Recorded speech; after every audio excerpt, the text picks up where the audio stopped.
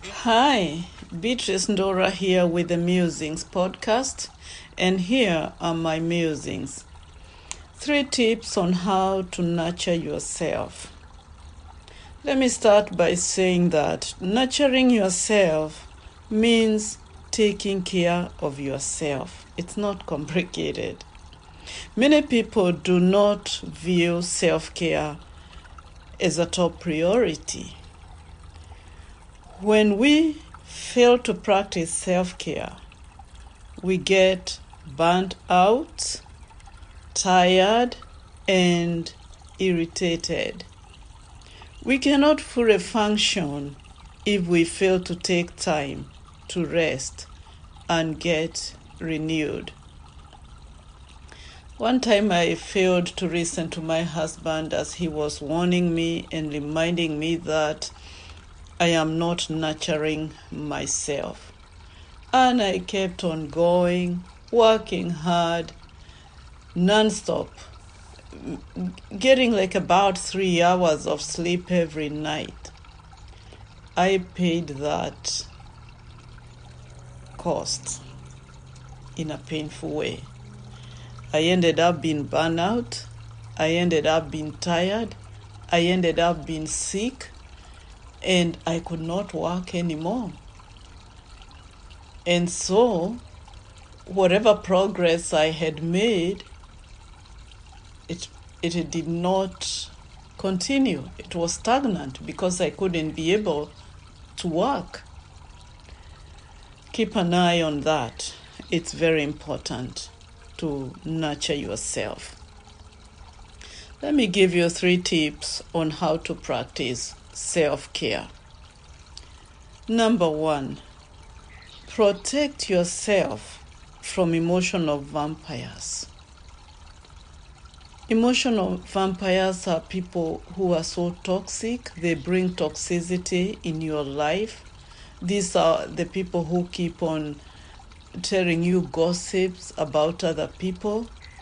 And these are people who see the glass half empty instead of half full. These are people who invite you to swim in their toxicity.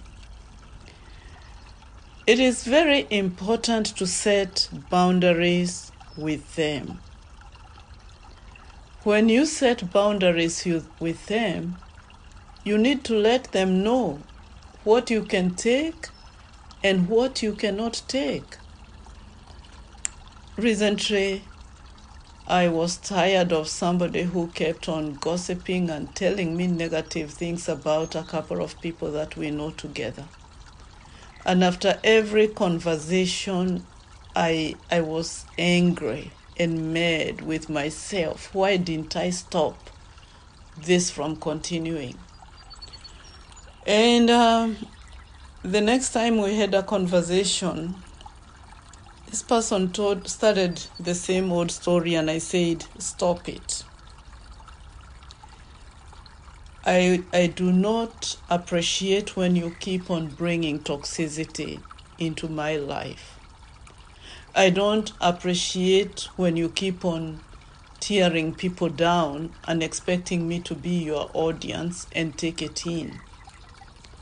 These are my boundaries. Let us have a conversation on things that will build us, not things that will destroy us.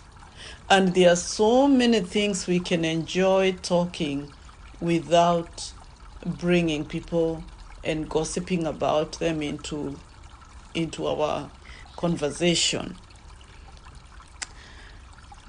The second thing, refrain from complaining.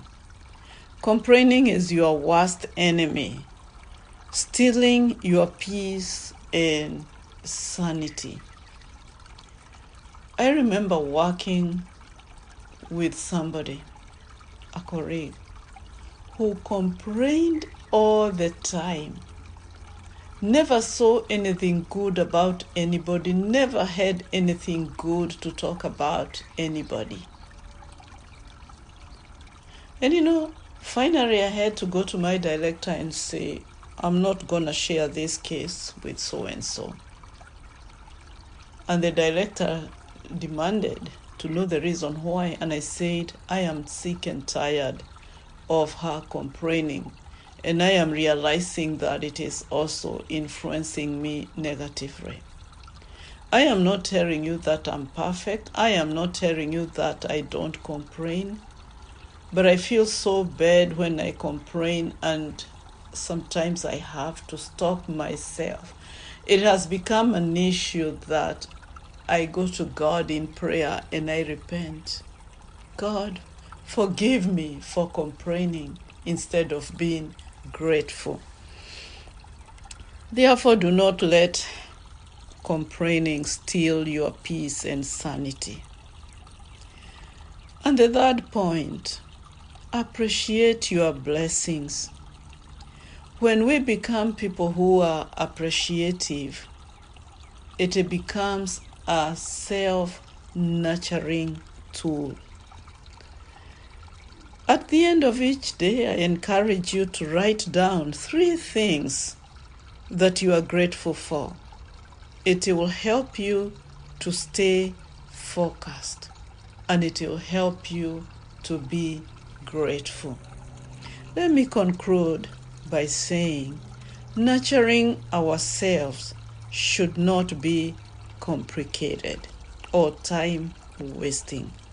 Anything that boosts our mood and energy, releasing the waves of joy, is self-nurture.